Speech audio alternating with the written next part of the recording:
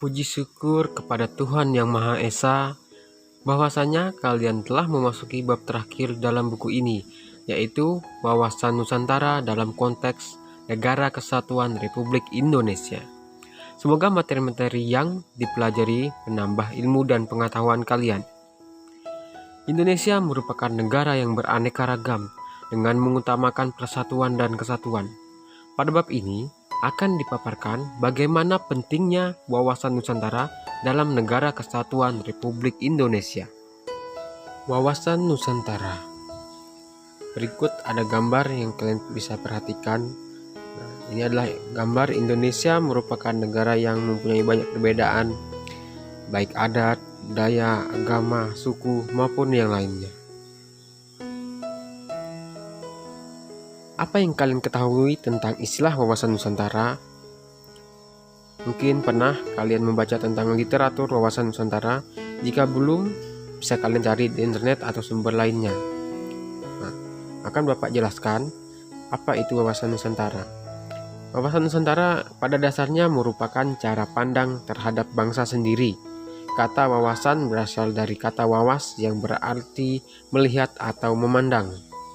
Cara pandang dan sikap bangsa Indonesia mengenai diri dan lingkungannya yang serba beragam dan bernilai strategis dengan mengutamakan persatuan dan kesatuan bangsa serta kesatuan wilayah dalam menyelenggarakan kehidupan bermasyarakat, berbangsa, dan bernegara untuk mencapai tujuan nasional. Berikutnya adalah hakikat wawasan Nusantara. Hakikat wawasan Nusantara adalah keutuhan Nusantara dalam pengertian cara pandang yang selalu utuh menyeluruh dalam lingkup Nusantara demi kepentingan nasional. Hal tersebut berarti bahwa setiap warga masyarakat dan aparatur negara harus berpikir, bersikap, dan bertindak secara utuh menyeluruh demi kepentingan bangsa dan negara Indonesia.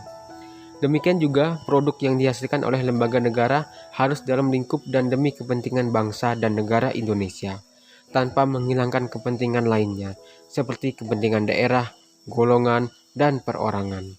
Kita memandang bangsa Indonesia dengan Nusantara merupakan satu kesatuan. Jadi, hakikat wawasan Nusantara adalah keutuhan dan kesatuan wilayah nasional. Dengan kata lain, hakikat wawasan Nusantara adalah persatuan bangsa dan kesatuan wilayah. Dalam GBHN disebutkan bahwa hakikat wawasan Nusantara diwujudkan dengan menyatakan Kepulauan Nusantara sebagai satu kesatuan politik, ekonomi, sosial budaya, dan pertahanan keamanan. Yang ketiga yaitu asas wawasan Nusantara. Yang pertama adalah kepentingan yang sama. Ketika menegakkan dan merebut kemerdekaan, kepentingan bersama bangsa Indonesia adalah menghadapi penjajahan secara fisik dari bangsa lain. Sekarang, bangsa Indonesia harus menghadapi penjajahan yang berbeda, misalnya dengan cara adu domba dan memecah belah bangsa dengan menggunakan dalil HAM, demokrasi, dan lingkungan hidup. Padahal tujuan kepentingannya sama, yaitu tercapainya kesejahteraan dan rasa aman yang lebih baik daripada sebelumnya. Yang kedua, keadilan. Kesesuaian pembagian hasil dengan adil, jerih payah, dan kegiatan baik perorangan, golongan, kelompok, maupun daerah. C. Kejujuran. Keberanian berpikir, berkata, dan bertindak sesuai realita, serta ketentuan yang benar biarpun realita ataupun ketentuan itu pahit dan kurang enak didengarnya. Demi kebenaran dan kemajuan bangsa dan negara, hal itu harus dilakukan. D. Solidaritas. Diperlukan kerjasama, mau memberi, dan berkorban bagi orang lain tanpa meninggalkan ciri dan karakter budaya masing-masing. E. Kerjasama.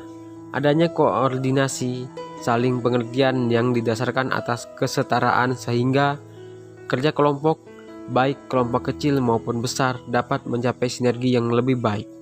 Yaitu yang terakhir, F. Kesetiaan.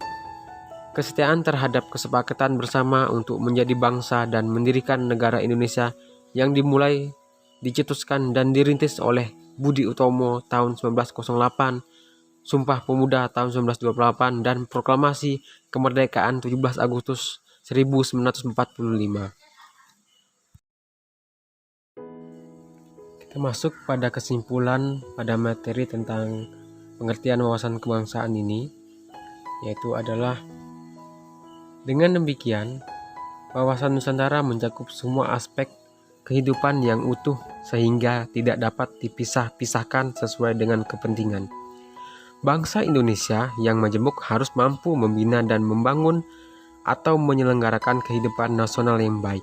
Untuk itu, pembinaan dan penyelenggaraan tata kehidupan bangsa dan negara disusun atas dasar hubungan timbal balik antara semua aspek dengan mengutamakan persatuan dan kesatuan nasional.